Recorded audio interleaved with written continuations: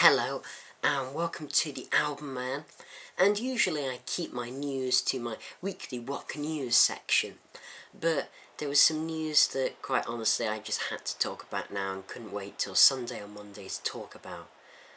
And that is the surprising news about Asia.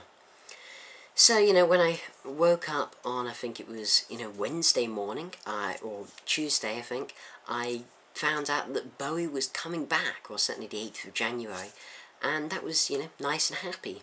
But this morning when I woke up, I found a statement by Steve Howe of Asia saying, "Myself and the band wish to thank the fans for their enthusiasm shown during the original members' reunion. I will continue with Yes, and with my trio solo guitar work, I wish my friends continued success." In other words, Steve Howe has left Asia to concentrate fully on other projects. And Asia have already replaced him with Sam Coulton, but I'll talk about him in a sec. Well, I can't say I saw this coming. Honestly, I didn't see this coming. Asia's last album, XXX, released last year, was phenomenal. One of the best hard rock albums of last year.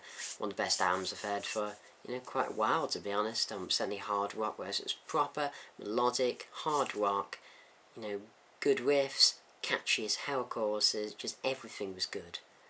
And I love Steve Howe as a guitarist. I adore Yes. Absolutely love Yes. I like his solo work. I think he's a fantastic classical guitarist. He has such fantastic technique, and I think he really is one of the greats of prog, guitars. He's an absolute legend. And what I loved about Asia was the fact that people of prog heritage came together to form a melodic rock band, and it does have those sort of proggy elements thrown in every so often. You can tell, and the fact that live they jammed and played, extended stuff, because they're all such phenomenally talented musicians and, very prog influenced, obviously. And now Steve Howe has left, and even though, yes, a lot of the songs on the last album, the writing credits were pretty much Wetton's Downs, I still think he was such an integral part of Asia. A very integral part. It's like the period when John Wetton left. I can't even remember what the guy's name is, but they barely managed to sell any tickets for the concerts with that guy.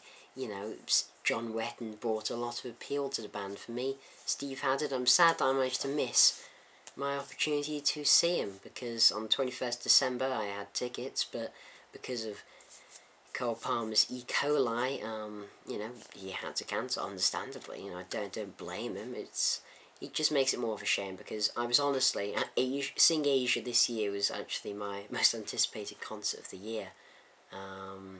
Now I'm honestly not sure if I have interest in seeing Asia. Yeah, let me talk about the new guitarist they've announced. The new guitarist is called Sam Coulton, and automatically, when you look at on the classic rock news page, they've sort of edited a picture together of the band, and there's a clear age difference, let us say. He's a young spring chicken when they're all old men, quite frankly. And yes, so this guy, he hasn't really been in any bands. I don't think he's done any solo albums.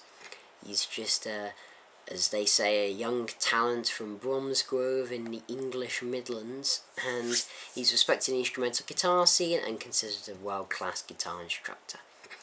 Well, I was listening to some of his stuff on YouTube. He's played alongside Walter Trout, and, some of his stuff. And yet, he's a competent, he's a decent guitarist. Clearly has a sort of a little bit of a bluesy element, especially when playing with Walter Trout. And yet, he's a decent guitarist. He's clearly a talented guy. I'm not going to deny that or take that away from him.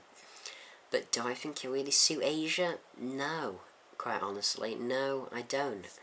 I don't think he'll suit the chemistry. The thing about that band was the chemistry all four of them had. And the fact that all of them really, it was a super group. They were all legends in their own right. Cole Palmer, the drummer of Emerson, Lake and Palmer, one of the 70s arguably biggest progressive rock bands and most famous progressive rock bands. Then you had John Wetton, who was a member of King Crimson, for God's sake. I mean, King Crimson, and on one of their classic albums, Red, and one of their best songs, definitely, of Starless and Bible Black. I mean, you can't get much proggier than that song. And also he was in Family.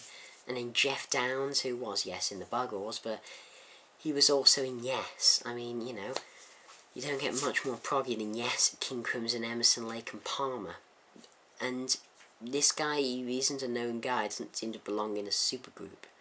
And they've announced a new album, Valkyrie, which will be coming out later this year.